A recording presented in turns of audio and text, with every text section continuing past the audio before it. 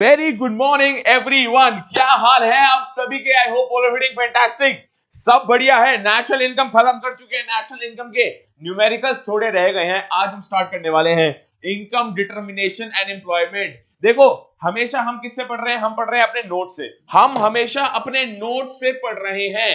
National income note से खत्म किया, मनी एंड बैंकिंग नोट से खत्म किया, बीओपी नोट से खत्म किया, गवर्नमेंट बजट नोट से। अरे 4 चैप्टर भैया वी हैव सिक्योर्ड।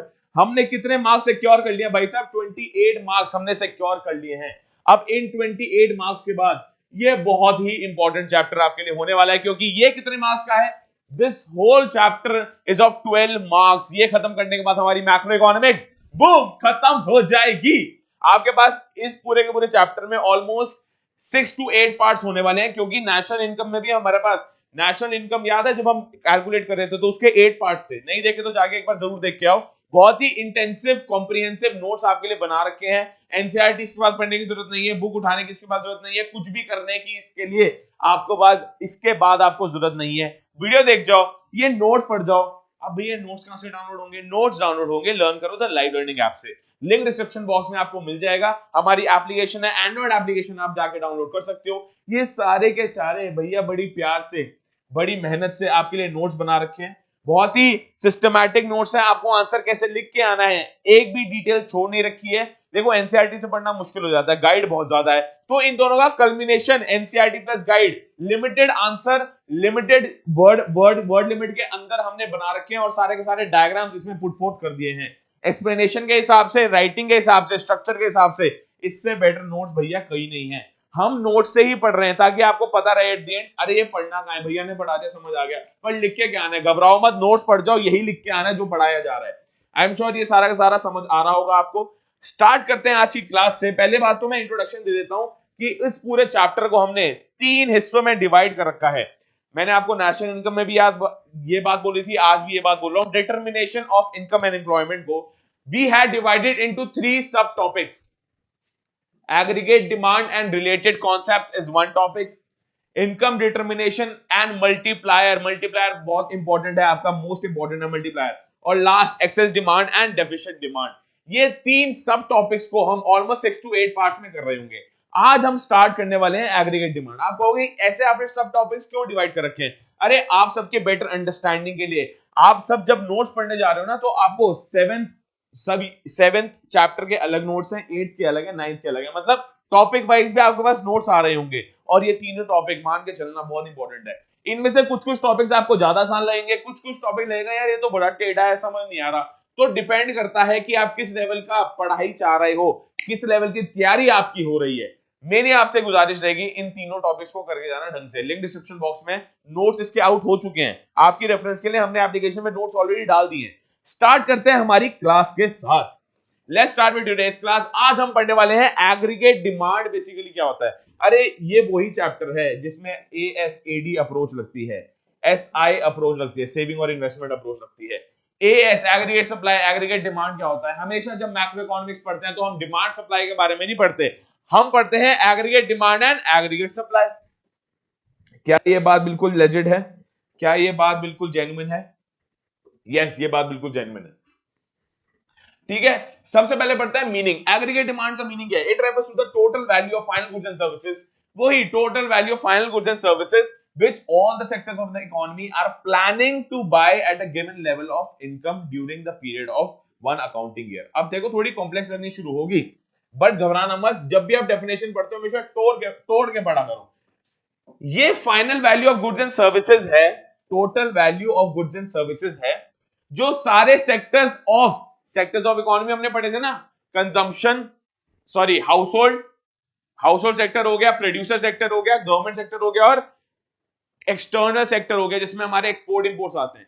तो ये बोल रहे हैं ये final price of goods and services हैं जो सारे sectors of an economy bye कर रहे हैं। डिमांड का मतलब क्या है? जब भी आप कहते हो ना यार मेरे को इस चीज की डिमांड है, मेरे को इस मोबाइल की डिमांड है, इसका मतलब क्या है?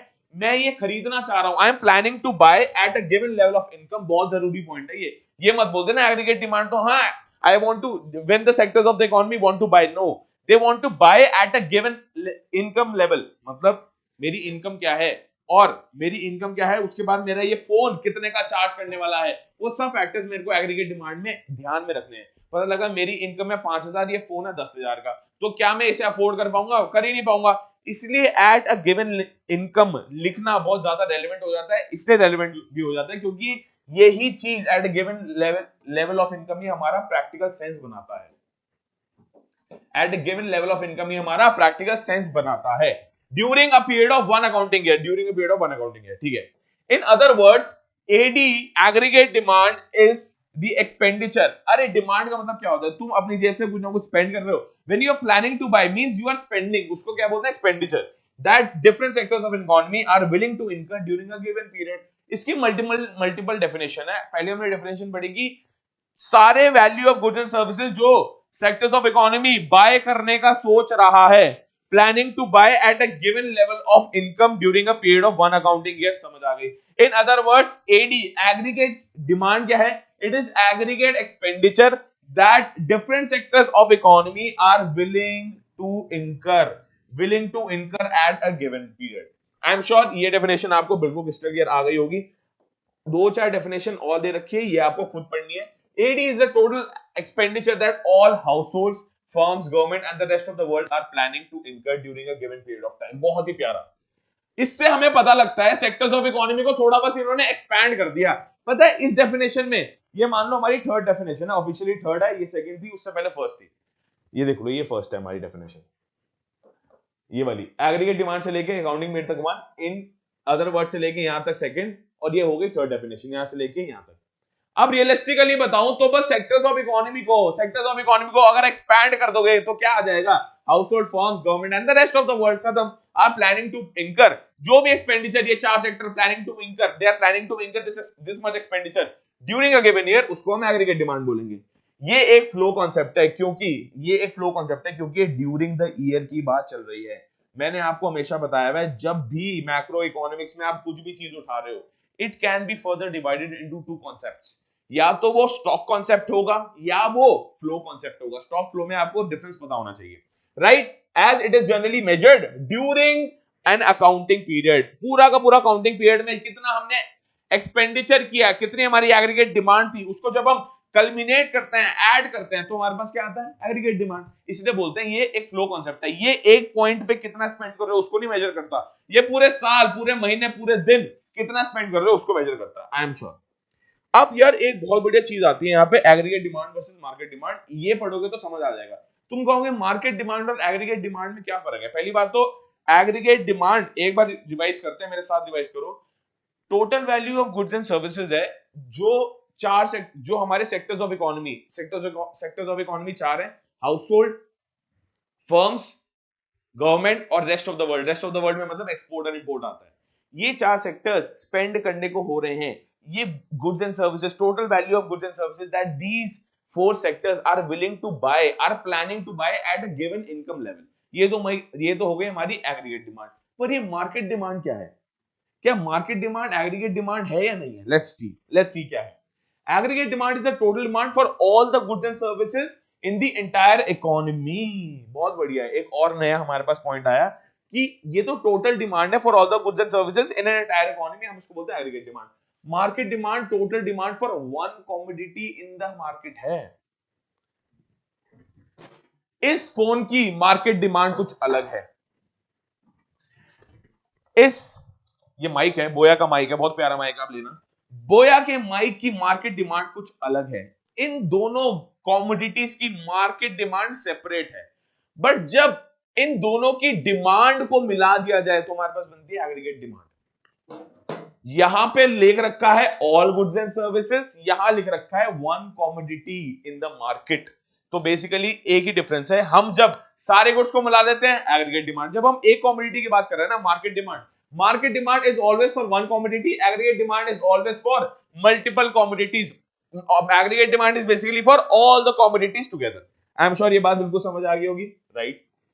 अब हम कंपोनेंट्स ऑफ एग्रीगेट डिमांड पे आ गए, जो कि बहुत इंपॉर्टेंट है। पहली बात तो मैं आपको समझा देता हूं, जब आप नेशनल इनकम पढ़ के आए हो ना, जिस फ्लो में हम चले हैं उस फ्लो में ही चलना। जो मैक्रो इकोनॉमिक्स तुम पढ़ रहे हो, इस फ्लो में चलना, मेरी बात मानना हमेशा। मैक्रो इकोनॉमिक्स इस फ्लो में चलना।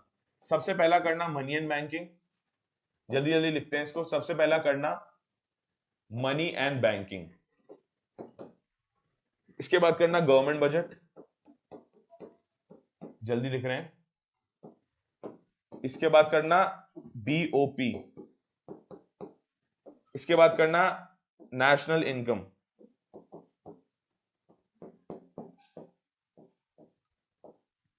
इसके बाद करना income determination, income and employment determination. तुम इसी में लेके चलना अपने कोर्स को। कोई भी टीचर कुछ भी गए, तुम उनकी बात मत मानना, मेरी बात मान लो, क्योंकि ये टेस्टिफाइड ट्राइड मेथड है। हमारा जो कॉन्सेप्ट है ना पूरा का पूरा मैक्रो इकोनॉमिक्स का सिलेबस जो है क्लास 12 का, वो रियलिटी में चैप्टर 1 ये होना चाहिए था, चैप्टर 2 ये होना चाहिए, चैप्टर 3 होना चाहिए था, पर हमें पढ़ाया उल्टा जाता है। पहले ये पढ़ा दिया, फिर ये पढ़ा दिया, फिर ये पढ़ा दिया, फिर ये पढ़ा दिया, फिर ये पढ़ा दिया, तो कंफ्यूज हो जाता है आदमी की, यार समझ नहीं आ रहा। तभी कंफ्यूजन क्यों होती है मैक्रो इकोनॉमिक्स से? इकोनॉमिक्स से कंफ्यूजन सिर्फ इसलिए होती है क्योंकि हम चैप्टर को सीरीज वाइज नहीं पढ़ते।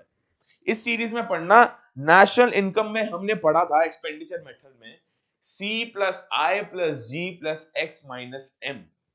एक्सपेंडिचर मेथड से नेशनल इनकम कैलकुलेट हो सकती है।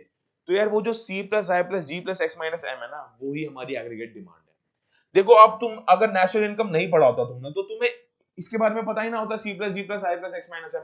अब तुम्हें उसके बारे में ऑलरेडी पता है, तो नेशनल इनकम पढ़ना इसलिए हमारे लिए पहले जरूरी हो जाता है, और इनकम एंड एम्प्लॉयमेंट पढ़ना बाद में। आप समझ रहे हो? तो इसी सीरीज में चलना, तुम रियलाइज करोगे हाँ यार सर बिल्कुल सही बोल रहे हैं, भैया बिल्कुल सही बोल रहे हैं, इसी फ्लो में पढ़ेंगे तभी मजा है। अब देख लो, अब हम बात करते हैं प्राइवेट कंजम्पशन। पहली बात तो मैंने बताया तुम्हें, एग्रीगेट डिमांड के कंपोनेंट्स होते हैं C plus I plus G plus X minus M, ये तो कंपोनेंट्स होते हैं, इसको जल्दी से लिख लो। Private household consumption expenditure भी इसको बोलते हैं, इसको हम दोबारा पढ़ेंगे ही नहीं क्योंकि हम ये नेशनल इनकम में ऑलरेडी पढ़ के आ चुके हैं। क्या पढ़ के आ चुके हैं कि वही है total expenditure income incurred by the households on the purchase of goods and services. Total expenditure incurred bye households on the purchase of goods and services during an accounting year, इसको ही बोलते हैं सी। इसका अलग नाम होता है प्राइवेट कंजम्पशन एक्सपेंडिचर और private bracket में house hold consumption expenditure, right. Generally consumption expenditure is directly influenced by the level of disposable income. मतलब डिस्पोजेबल इनकम वो है जो इनकम तुम स्पेंड करना चाहते हो। फॉर एग्जांपल तुम्हारी इनकम है 10,000 रुपए पर मंथ। हमेशा इनकम को ये मत बोल देना कि तुम्हारी हमारी इनकम 10,000 है, और रुपीस का साइन भी लगाना, करेंसी का साइन भी लगाना। ये मत बोल देना हमारी इनकम 10,000 है, बताओ क्या है? 10,000 रुपए महीना है, 10,000 रुपए साल है, क्या है? पर मंथ, ठीक है जी। अब 10,000 रुपए पर मंथ में से 8,000 में स्पेंड करने को हो रहा हूं, तो मेरी डिस्पोजेबल इनकम कितनी है? 8,000। जो इनकम मैं स्पेंड करने को होता हूं वो मेरी डिस्पोजेबल इनकम है। More the disposable income more will be the C. ये बोल रहा है कि हमारा जो कंजम्पशन एक्सपेंडिचर होता है ना, कि कितना हम कंज्यूम कर रहे हैं, वो इस लेवल पे डिपेंड करता है कि हमारी इनकम क्या है। अगर मेरी इनकम ज्यादा होगी तो ऑब्वियसली मेरी परचेजिंग पावर ज्यादा होगी। परचेजिंग पावर ज्यादा का मतलब ये होता है I am able to purchase more commodities. मेरी दिल में ऐसी व्यथा होगी, अरे यार मजा आ गया, ये भी खरीद ले, ये भी खरीद ले। जितने ज्यादा लोगों के पास डिस्पोजेबल इनकम होगी उतना ज्यादा प्राइवेट कंजम्पशन एक्सपेंडिचर होगा। हायर द डिस्पोजेबल इनकम, वही बोल रखा है। डिस्पोजेबल इनकम रेफर्स, अब ये डिस्पोजेबल इनकम क्या है? Refers to the income from all the sources which is available to households for spending। देख लो, for spending। अब एक इनकम के दो पार्ट हो सकते हैं, या तो तुम उस इनकम को स्पेंड कर रहे हो या उस इनकम को सेव कर रहे हो। जो इनकम तुम स्पेंड कर रहे हो, जो तुमने स्पेंडिंग के लिए रख रखी है, जैसे हमारे एग्जांपल में 10,000 में से 8,000 इनकम हमने स्पेंड करने के लिए रख रखी है, वही डिस्पोजेबल इनकम है। इसका आपको आ जाना चाहिए। आई एम श्योर समझ आ गया है। नेक्स्ट मूव ऑन कर रहे हैं, हमारा सी कंपोनेंट खत्म। अब हम बात करते हैं आई को हम बोलते हैं इन्वेस्टमेंट एक्सपेंडिचर। अगर आपको याद है नेशनल इनकम वाले चैप्टर से, चैप्टर 1 से, तो हम आई को और क्या बोलते हैं? GDCF, gross domestic capital formation और इन्वेस्टमेंट एक्सपेंडिचर। ये सारा का सारा वो एक्सपेंडिचर है which is incurred by the private firms on capital goods. जो भी आप कैपिटल गुड्स परचेज कर रहे हो, मशीनरी, लैंड, लेबर, ये सारे के सारे किसमें आते हैं? इन्वेस्टमेंट में। क्योंकि आप इन्वेस्टमेंट कर रहे हो इकोनॉमी में, फिर आगे further goods and services produce कर रहे हो।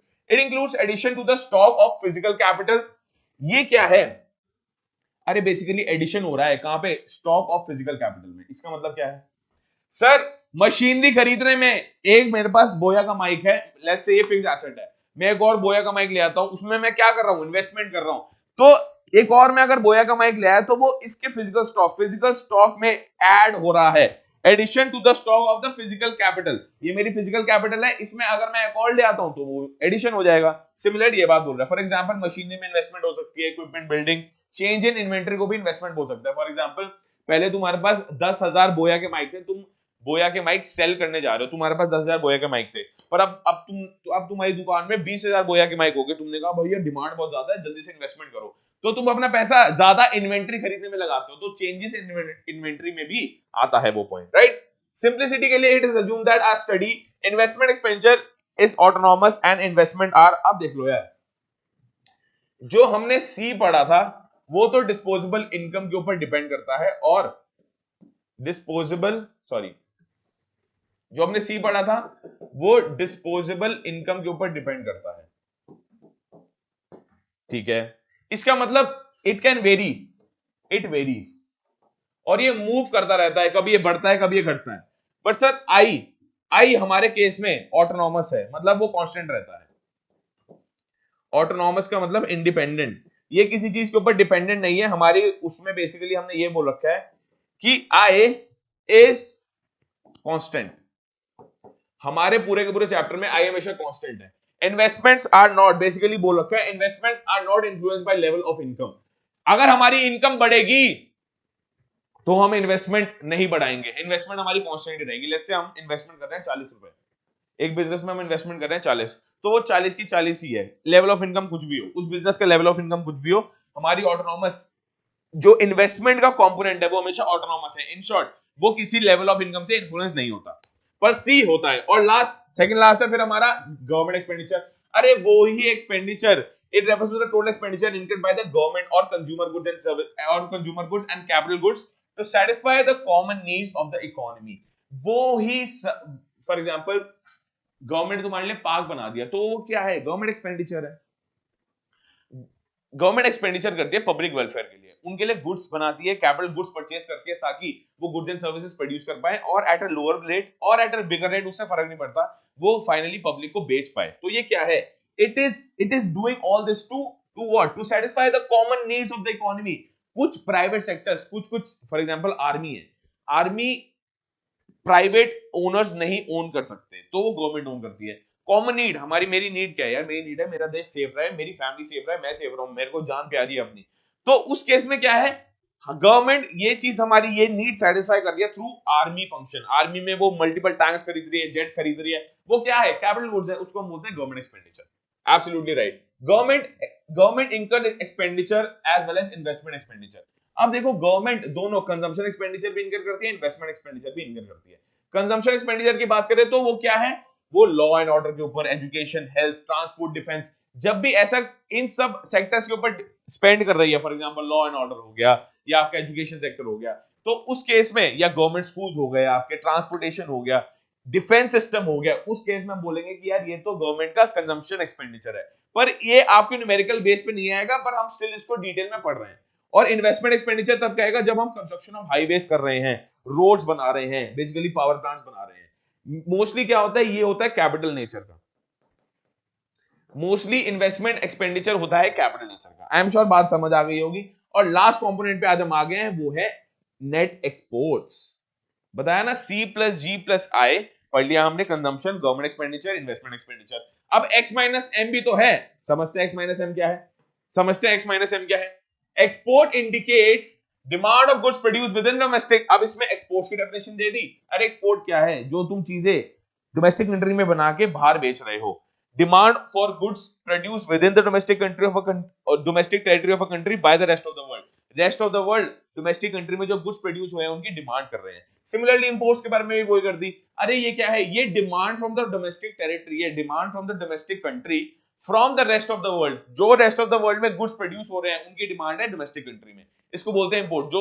जो भी चीज तुम इंपोर्ट कर रहे हो, जो भी चीज तुम एक्सपोर्ट कर रहे हो, एक्सपोर्ट माइनस इंपोर्ट अगर कर दोगे तो उसको बोलेंगे net exports. Export minus import net exports. But ऐसा भी हो सकता है बहुत केसेस में कि इंपोर्ट्स माइनस एक्सपोर्ट्स कर रहे हो, तो उसको हम बोलते हैं नेट इंपोर्ट्स।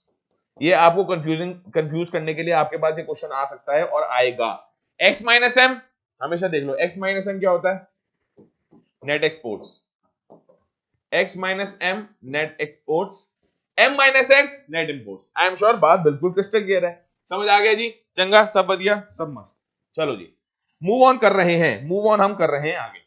अब हमारे कंपोनेंट्स हमने समझ लिए भैया, C plus I plus G plus S minus N, ये आपके उसके लिए है, किसके लिए है भैया, ये आपके रेफरेंस के लिए, आपको समझ आ जाएगा, एक बार चार्ट बना रखा है तो ग्राफिकल, ये बोल सकते हो ग्राफिकल रिप्रेजेंटेशन है, तो आपको समझने में ज्यादा आसानी होगी। और एडी का यहाँ पे हमने डायरेक्टली एक फॉर्मूला लिख दिया, आई एम श्योर समझ आ गया है। अब हम बात करने वाले हैं AD in two sector model की। AD in two sector model का मतलब ये है, two sector economy, national income में हम पढ़ के आ रखे हैं, फर्म्स होती है, हाउस होल्ड होती है। उस केस में क्या होता है, अरे उस केस में भैया हमने पढ़ रखा है टू सेक्टर मॉडल में कोई गवर्नमेंट नहीं होती, कोई गवर्नमेंट नहीं होती, कोई नेट एक्सपोर्ट्स नेट इंपोर्ट्स नहीं हो सकता, क्योंकि एक्सटर्नल सेक्टर्स के साथ तो डील कर ही नहीं रहे। आपको याद है ना टू सेक्टर मॉडल क्या है भैया, आपको याद है ना, मैं आपको एक बार टू सेक्टर मॉडल बना देता हूं, कहीं फिर कहोगे नहीं नहीं नहीं यार ये तो टू सेक्टर मॉडल याद नहीं आ रहा। ये रहे हाउस होल्ड्स, ये रहे फर्म्स, बताया ना, हाउस होल्ड ने फर्म्स को क्या दिया, फैक्टर सर्विसेज, पूरा नहीं बनाएंगे, फर्म्स ने हाउस होल्ड को क्या दिया, गुड्स एंड सर्विसेज में, सॉरी हाउस होल्ड ने फर्म्स को क्या दिया, फैक्टर सर्विसेज, और फर्म्स ने हाउस होल्ड को क्या दिया, फैक्टर पेमेंट्स की, भाई जो तुम सर्विस दे रहे हो ये क्या, ये किस फॉर्म में देती है, factor services, land, labour, capital and entrepreneurship, ये किस चीज में रिटर्न करती है, rent, wages, interest and profit. Similarly अब यहां पे तो दे दिया वापस, अब यहां पे यहां से यहां क्या आता है, goods and services, firms house hold को क्या बेचते हैं, goods and services, house hold in return firms को क्या देते हैं भैया, रोकड़ा देते हैं, खाली हाथ थोड़ा आ रहे हैं, कुछ कोई फ्री में थोड़ा बेच रहे हैं, तो उनको इसको बोलते हैं कंजम्पशन एक्सपेंडिचर, यहाँ पे कंजम्पशन एक्सपेंडिचर होता है, तो इसको ही बोलते हैं टू सेक्टर मॉडल। हमने बात करी थी टू सेक्टर मॉडल में पैसा कभी इंक्रीज नहीं होता, इट मेयरली सर्कुलेट्स, वो सिर्फ सर्कुलेट होता रहता है। तो टू सेक्टर मॉडल में एडी का क्या सिनेरियो है और एडी की क्या डेफिनेशन, क्या इक्वेशन चेंज होगी, फॉर्मूला चेंज होगा, देखते हैं। अब हमने पहले तो एडी का सी plus I plus G plus X minus N पढ़ लिया। अरे ये तो फोर सेक्टर इकोनॉमी का मॉडल है, फोर सेक्टर इकोनॉमी का मॉडल मतलब ये है जहां पे गवर्नमेंट सेक्टर भी इन्वॉल्व होता है, external sector, rest of the world sector involve होता है। पर यार जब हम बात करें ना कि टू सेक्टर मॉडल, हमने बात करी हुई है टू सेक्टर मॉडल में कभी जी एग्जिस्ट ही नहीं करता, इसमें आपको कहीं गवर्नमेंट दिख रहा है, हम इसमें तो दो एंटिटी दिख रही है, चार सेक्टर हमने पढ़े हुए हैं, house hold, firm, government and rest of the world. Government और रेस्ट ऑफ द वर्ल्ड इसमें है ही नहीं, इसमें सिर्फ दो सेक्टर है, तभी तो इसको टू सेक्टर मॉडल बोलते हैं, two sector model of economy बोलते हैं, एक है हाउस होल्ड और दूसरा है फर्म्स। आई एम श्योर ये समझ आ रहा है। तो भैया उस केस में एडी की डेफिनेशन भी चेंज हो जाती है। इस केस में जब हमने AD is equal to C plus I plus G plus X minus M बोल दिया, तो ना हमारे पास गवर्नमेंट सेक्टर है, ना हमारे पास एक्सपोर्ट इंपोर्ट हो रही है, तो भैया हम बोल सकते हैं AD is equal to C plus I. उसी से ये पूरा का पूरा डिराइव हो गया है। ये पूरी की पूरी थ्योरी इसी के बारे में है कि AD is equal to C plus I आया कैसे, ये आपको खुद नोट से पढ़ना है, ये आपको खुद नोट से पढ़ना है। अब हम आने वाले हैं इसके ग्राफ पे, बहुत इंपॉर्टेंट, काफी इंपॉर्टेंट है, इसको एक बार पढ़ लो, very important graph, very important graph, इसको आप पढ़ लो। हम ये इसको बोलते हैं एडी शेड्यूल। एडी शेड्यूल का मतलब होता है ये चीज, जो भी आपको फिगर्स टेबल के फॉर्म में मिलती हैं, जो भी आपको फिगर्स टेबल के फॉर्म में मिलती हैं, इनकम आपकी इंक्रीज हो रही है, कंजम्पशन आपकी इंक्रीज हो रही है, इन्वेस्टमेंट आपका कांस्टेंट रहता है, हमने अज्यूम कर लिया 20। देखो ये सारी हाइपोथेटिकल फिगर है, ये आपको खुद माइंड में बना के आनी पड़ेगी, वहां पे इनका कोई रेलेवेंस नहीं है, ना ये चेक हो सकती कहीं से, आपको बस एक डेटा खुद प्रेजेंट करना है, उस डेटा का जो पैटर्न है वो सेम होना चाहिए, जैसे बात करते हैं अभी। और एडी फाइनली हमें निकालना है, बेसिकली हम इनकम कंजम्पशन और इनकम कंजम्पशन और इन्वेस्टमेंट निकालेंगे, करेंगे, यहां पे लिखेंगे, एडी खुद ब खुद आ जाएगा, बताता हूं क्यों। पहली बात तो इसमें हमेशा नोट करना, आप इनकम 0 से स्टार्ट करो, कंजम्पशन 40 से स्टार्ट करो, आई 20 से स्टार्ट करो, ये स्टार्टिंग पॉइंट है। उसके बाद चेंज इन इनकम हमेशा 100 है, चेंज इन इनकम हमेशा 100 है, यहां पे लिख रहा हूं। चेंज इन कंजम्पशन हमेशा प्लस 80 है, यहां प्लस लिख दो, क्योंकि तुम कहोगे इनकम फॉल हो गई, फिर इनकम फॉल नहीं हो रही, इनकम हमेशा इंक्रीज हो रही है, प्लस 80 है, ये कांस्टेंट है, यहां पे तो लिख देता है कांस्टेंट, CONT लिख देता है कांस्टेंट, ये होगी, ठीक है। और एडी तो हमें फाइनली मिल जाएगा, क्योंकि एडी क्या होता है, सी प्लस आई, देखो 40 प्लस 20 60, 120 प्लस 20 140, तो ये हमारा पूरा का पूरा शेड्यूल मिल गया। अब आप बोलोगे सर इसमें इनकम क्यों लिखी हमने, याद रखना एडी की जो हमने डेफिनेशन पढ़ी है, हमारा जो भी गुड्स हम डिमांड कर रहे हैं eight a given level of income होना चाहिए। अगर लिख के नहीं आओगे मार्क्स कट जाएंगे, बिल्कुल सारा का सारा लॉजिक फ्लॉप हो जाएगा। इनकम 100 से बढ़ रही है, 100 से बढ़ रही है, 100, ये 100 से बढ़े जा रही है 600 तक, 600 तक, ये 80 से बढ़ रही है। बस ये लेवल याद होना चाहिए तुम्हें, इनकम 100 से बढ़ रही है, कंजम्पशन 80 से बढ़ रही है, और हमारा जो इन्वेस्टमेंट है वो कांस्टेंट है। ये 0 से स्टार्ट हो रहा है, इनकम 0 से स्टार्ट हो रही है, ये 40 से स्टार्ट हो रही है, और इन्वेस्टमेंट किससे स्टार्ट हो रही है? 20 से। आई एम श्योर समझ आ गया। और लास्ट में हमने निकाल दिया एडी पूरा का पूरा। अब एडी का शेड्यूल जब आ गया, AD is equal to C plus I, 40 plus 20 60, 120 plus 20 140, 200 plus 20 220। Basically AD अपने आप को आपको निकालना है। अब हम एक ग्राफ बनाएंगे बहुत ही प्यारा और मजे आ जाएंगे। इस ग्राफ के बाद हमारा आज की क्लास खत्म है। इसके बाद मैं आपको बताने वाला हूं कि हम एग्रीगेट सप्लाई पढ़ेंगे नेक्स्ट क्लास से, और हमारी क्लास खत्म है। ये बहुत इंपॉर्टेंट है, बहुत रेलेवेंट है, आपके काम आएगा, आपके एग्जाम्स में गारंटीड ये ग्राफ बनाने को आएगा। अगर ये ग्राफ समझ लिया तब आगे ग्राफ इजी हो जाएंगे। तो प्लीज ये ग्राफ पूरा का पूरा समझ के जाना, ध्यान से पढ़ना। हम y एक्सिस x एक्सिस बनाते हैं, जिसमें हम यहाँ पे y प्लॉट करते हैं, यहाँ 0 प्लॉट करते हैं, और यहाँ x एक्सिस प्लॉट करते हैं। अगर ये प्लॉट नहीं करोगे तो पैसे कट जाएंगे, मार्क्स कट जाएंगे, मार्क्स ही पैसे हैं भाई तुम्हारे लिए। अभी हम हमेशा x एक्सिस पे प्लॉट करते हैं इनकम को y इन रुपीस करोड़, क्योंकि देखो ना जो भी हमने शेड्यूल बनाया उसमें भी लिख रखा है अमाउंट इन रुपीस करोड़, ये आपको लिख के आना ही आना है। अगर नहीं लिख के आओगे तो मार्क्स कट जाएंगे भैया, मार्क्स हमें नहीं कटवाने इस छोटी छोटी बातों पे। y एक्सिस को हमने प्लॉट करा है यहाँ पे, ठीक है, ये समझा दिया।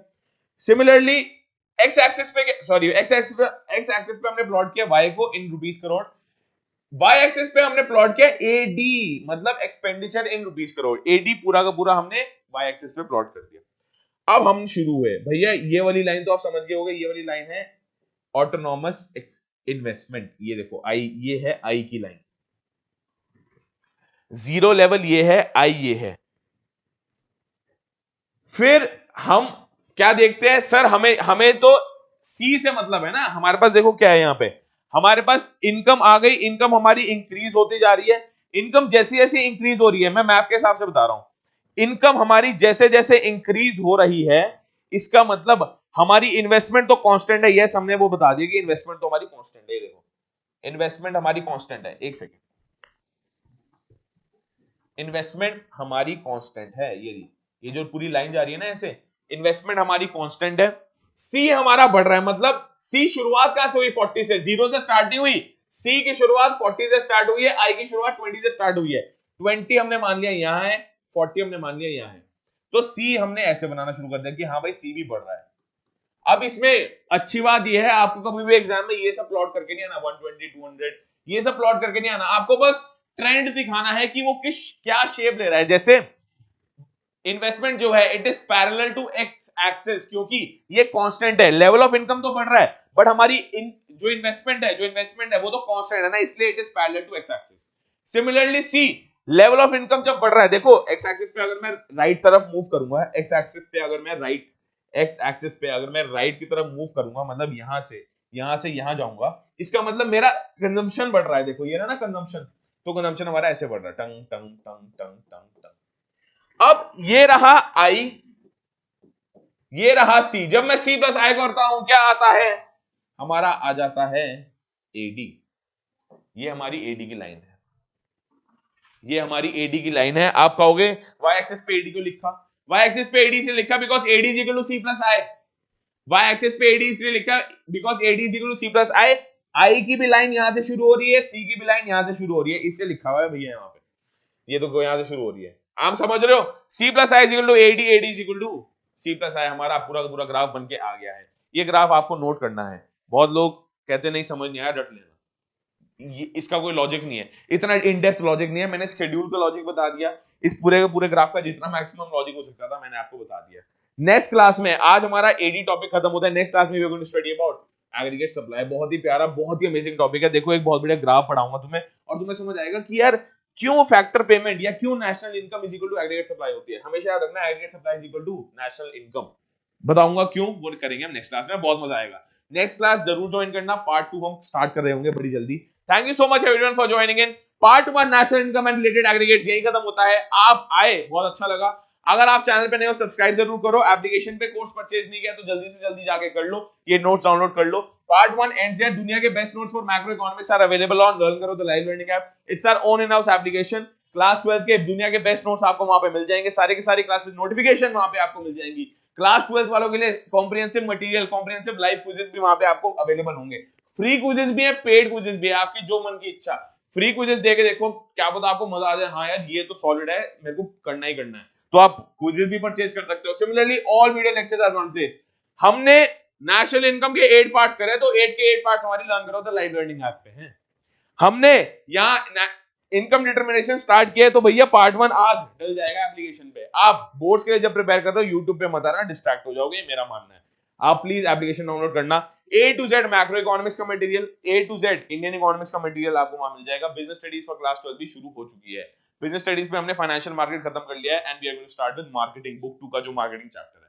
Thank you so much everyone for joining in. अगर आपको पसंद आया तो प्लीज लाइक करो, चैनल को सब्सक्राइब करो, और 2 काम है, एक तो एप्लीकेशन डाउनलोड करनी है आपको, और दूसरा आपको टेलीग्राम ग्रुप ज्वाइन करना है, बहुत इंपॉर्टेंट है। पूरी सोशल कम्युनिटी है, ऑनलाइन कम्युनिटी है, वहां पे आपके पास सीबीएसई अपडेट्स आते हैं, आप मेरे से पर्सनली चैट कर सकते हो। एप्लीकेशन पे आप मेरे से पर्सनली चैट कर सकते हो, कोई भी आपको डाउट है आप पूछ सकते हो, चैट कर सकते हो। सिमिलरली आपको नोटिफिकेशन आती रहती है क्लासेस की, नोट्स की, क्लासेस कब कब होने वाली हैं, प्लस सीबीएसई की कोई रिवाइज करिकुलम, रिवाइज अपडेट है, तो वो भी यहाँ पे आपके पास आ रही होगी। Thank you so much everyone for joining in.